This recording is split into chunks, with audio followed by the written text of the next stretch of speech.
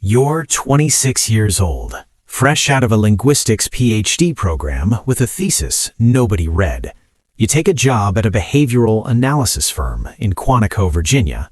The pay is $48,000 a year. Your title is Language Analyst, Level 1. Your first assignment isn't a murder case. It's a ransom note. 2 paragraphs, handwritten, scanned.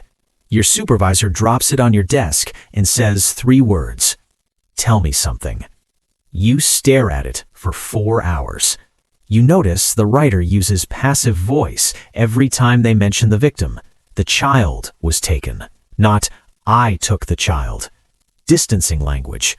The writer feels guilt but won't own the act. You write it up in a single paragraph.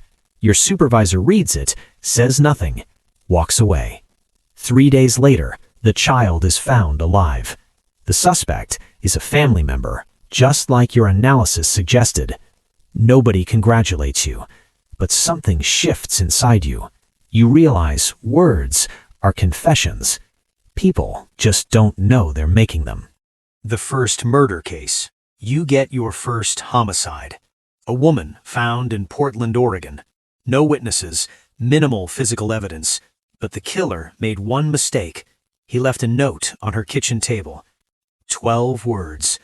She knew what she was. The world is quieter now.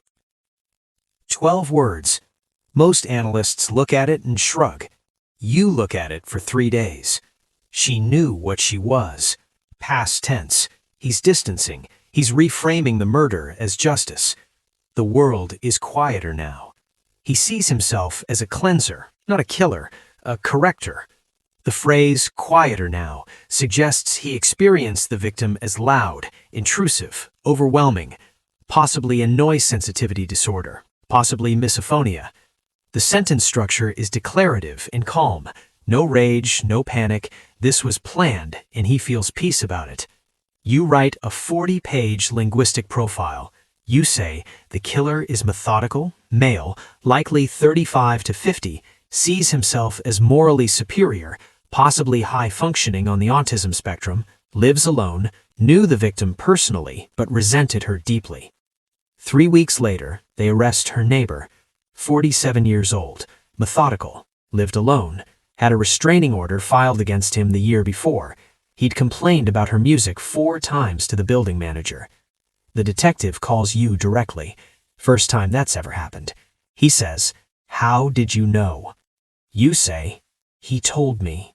Deep, calm, mysterious, slightly dark, cinematic storytelling tone. You've worked 200 cases. You've read the words of rapists, bombers, stalkers, and men who did things that have no clean name. You're good at turning it off. Until you're not. You start dreaming in second person. You wake up at 3 a.m. composing sentences in your head, analyzing your own thoughts. You catch yourself noticing language everywhere. Your sister's birthday text, the way your landlord leaves notes, the email from your old professor. You analyze them without meaning to. You can't read anything anymore without looking for what's hidden underneath. Your supervisor refers you to a psychologist. Mandatory, not optional. The psychologist asks you how you're sleeping. You notice she uses hedging language when she asks difficult questions. Some people find that, instead of, "Do you?" she's distancing too. Everyone distances. You tell her you're fine. She writes something down. You're not fine, but you're too deep to stop now. The case that changes everything. A serial case lands on your desk. 4 victims across 3 states. No physical evidence linking the scenes, but each crime scene has a written element. Words carved, written, or left behind. You're given everything. Photographs of the markings, transcriptions, context reports. You work it for 6 weeks straight. You map the linguistic evolution across all 4 scenes. The grammar is becoming more complex over time. The vocabulary is expanding. He's growing more confident, more articulate in his ritual. You identify 23 unique linguistic fingerprints that tie all 4 scenes to a single author. You build the most detailed profile of your career. highly educated, likely academic background, teaches or taught English or humanities, familiar with classical literature. The carvings reference Dante once, subtly, in a way most people would miss. Lives in the Midwest, has moved recently. The dialect markers shift slightly between scene 2 and 3. Feels intellectually superior to investigators, leaving the words as part of the performance. He wants to be read. He just doesn't want to be caught. You submit the profile. 2 weeks pass. Then your supervisor calls you in. He closes the door. He says, "We think you should see this." He slides a printed email across the desk.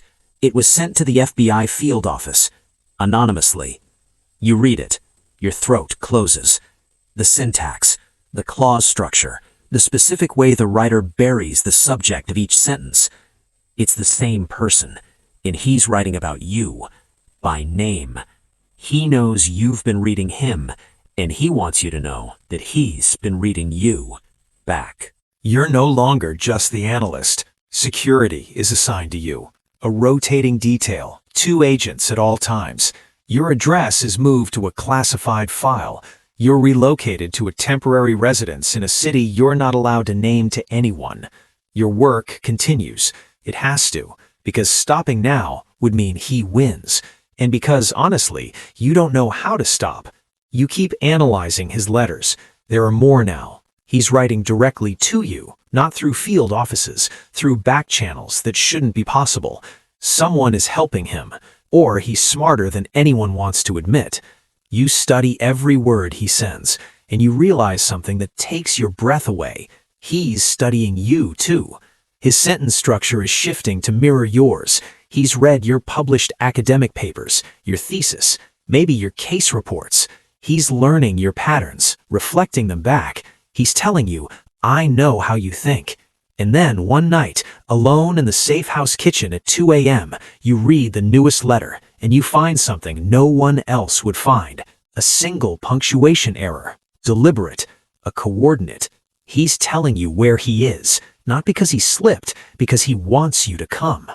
You don't tell the agents outside. You sit with it for 4 hours. If you report it, they'll raid the location with a team and he'll disappear. He's done it before, but he's never reached out like this. This is different. He's not running anymore. He's inviting. You write a letter back. First time you've ever done that. 1 paragraph. You use his own syntactic patterns, his own distancing language. You speak to him in the only language he respects, his own. You say, "I've read everything you've left. I know what you're asking. I know why you chose me, and I'm not afraid of what you want to show me." You send it through the same back channel. You wait. 3 days later, he walks into an FBI field office in Cincinnati, alone, unarmed. He asks to speak only to you. No lawyers, no deal, no negotiation, just a conversation. They wire you up and put you in a room with him for 90 minutes. You've studied his words for 8 months. Now you're looking at the face they came from. He's quiet for a long moment. Then he says, "You're the first person who ever actually read me." You say nothing, because you know a response will anchor him. Silence is a tool too. He confesses to everything.